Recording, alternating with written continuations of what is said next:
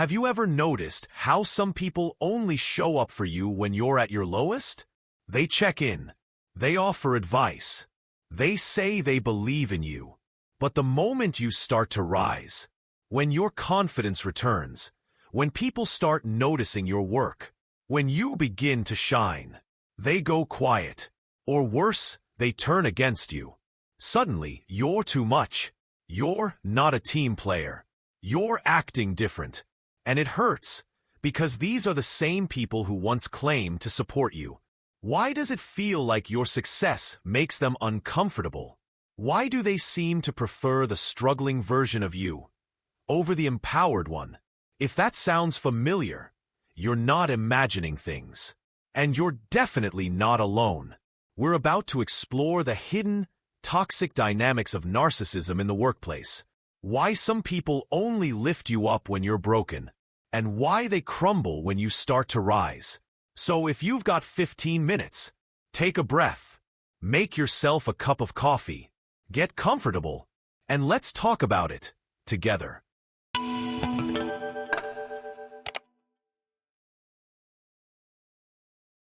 Let's be honest, most of us want to believe the best in people, especially at work, where we spend so much of our lives. We hope that those who cheer for us during our hardest times are the same ones who will celebrate us when we thrive. But in some environments, especially toxic ones, that's not how it plays out. Because some people only support you when you're struggling. Let's talk about why. 1. The hidden narcissist in the office. Not every narcissist is loud, boastful, or obviously arrogant. Some wear kindness like a mask. These are the covert narcissists, the ones who appear supportive, caring, helpful, especially when you're vulnerable. They offer advice, lend a hand, even defend you in meetings. But there's a catch. Their support comes with an unspoken rule. Stay beneath me. Because their kindness isn't rooted in genuine care. It's rooted in control. As long as you're struggling, you're not a threat. You make them look good. They get to play the hero, the wise mentor, the generous peer. But the moment you start standing on your own 2 feet, they can't handle it. 2. The struggling favorite pattern. It's a strange and painful thing to realize someone liked you more when you were insecure. Maybe they complimented you constantly when you doubted yourself. Maybe they gave you opportunities when you lacked confidence. Maybe they fought for your promotion until you actually got it, because your struggle fed their identity. They felt strong when you were weak. They felt wise when you were lost. They felt important when you depended on them.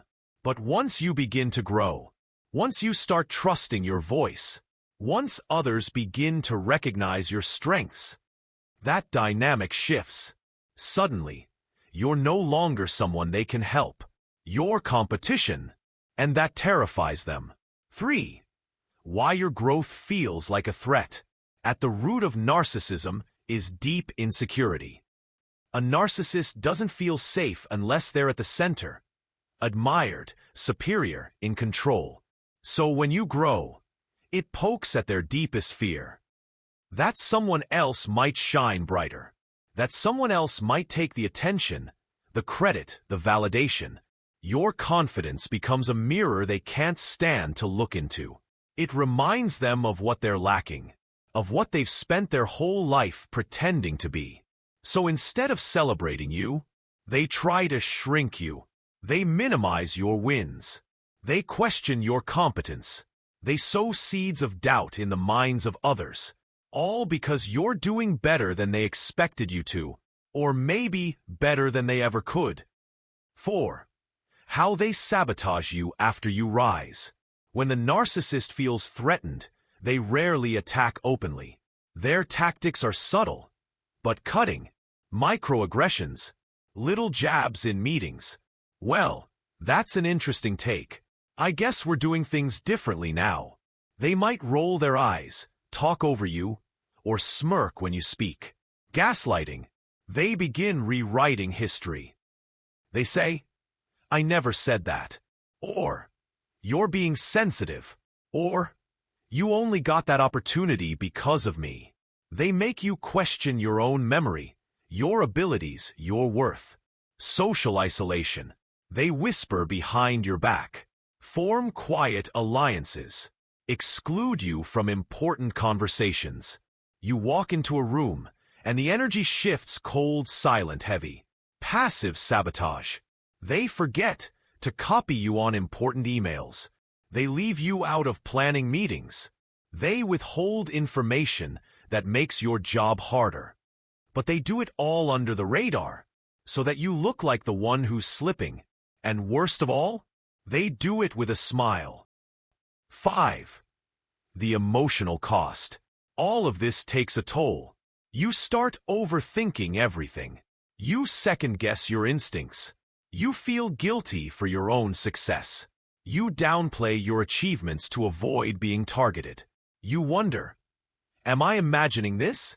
But you're not. You feel it in your body. The tension, the exhaustion, the dread of going into work. Because this isn't just office drama. It's emotional warfare. It's psychological manipulation. It's narcissistic abuse, happening in plain sight. 6. Real stories, real pain. Let's talk about Amy. Amy was once seen as the underdog in her department. Quiet, diligent, always willing to take on extra tasks.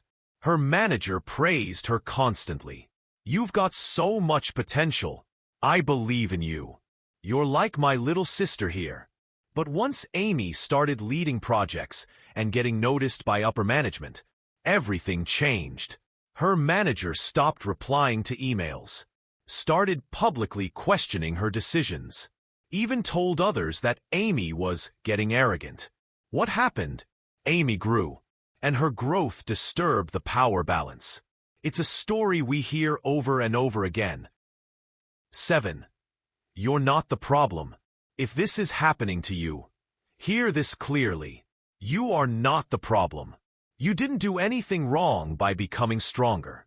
You didn't betray anyone by finding your voice. You didn't hurt anyone by finally believing in yourself.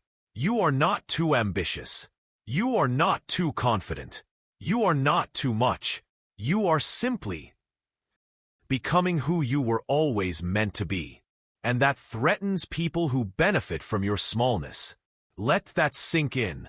If what we've talked about today feels painfully familiar, I want you to take a moment and let this truth settle in. You're not imagining things, and you are not the problem. The shift in how they treat you, the passive aggression, the coldness, the sudden criticism, it's real, it's calculated, and it's not a reflection of your worth. It's a reaction to your growth, because some people only know how to love you when you're broken. It makes them feel powerful, needed, superior. But the moment you heal, the moment you rise, they lose their grip on that dynamic. And instead of working on themselves, they punish you for changing. But here's the truth. You are allowed to grow. You are allowed to evolve. You are allowed to succeed, even if it makes others uncomfortable. What can you do now? Let's talk about what you can do when you find yourself in this situation. You don't have to stay stuck.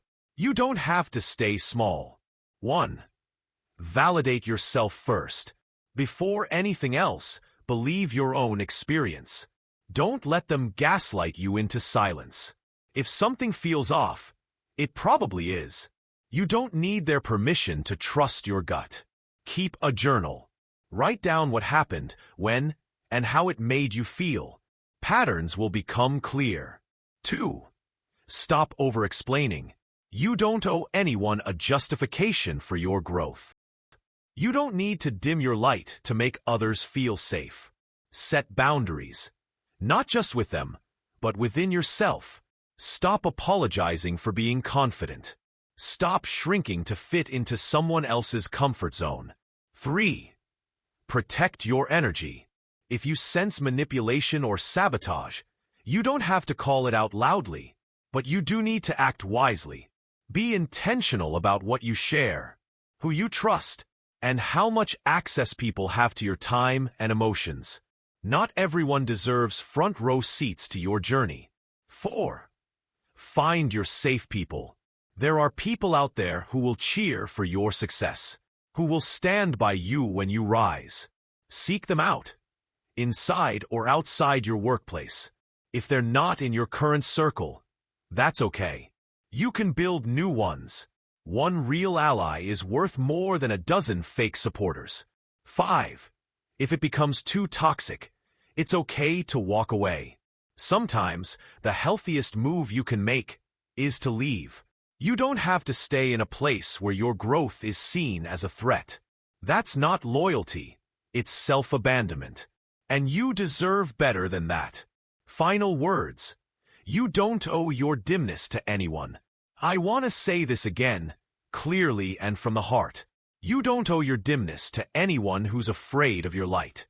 You were not born to make other people feel comfortable. You were not put here to live half a life, just so someone else feels whole. Your light is not arrogance. Your voice is not defiance. Your confidence is not disrespect. It's healing. It's hard-won. And it's yours. You earned every step of your growth. You fought through seasons of doubt, anxiety, burnout, and pain. You rose from it all. Don't let anyone drag you back into the version of yourself you've already outgrown. If this resonated with you, if it made you feel seen, even a little, know this: you are not alone. There are millions of people waking up to this pattern, questioning what they've been tolerating, choosing to stop shrinking just to survive. And if you're one of them, welcome. You're exactly where you're meant to be. So take another sip of your coffee. Sit back and let this be your reminder. You're not too much. You're just finally being enough for yourself. If this message helped you, share it with someone who needs to hear it too. Drop your thoughts in the comments. I read them. And if you haven't yet, subscribe. We're building a space here where growth is never something to be punished for. You're safe to shine here.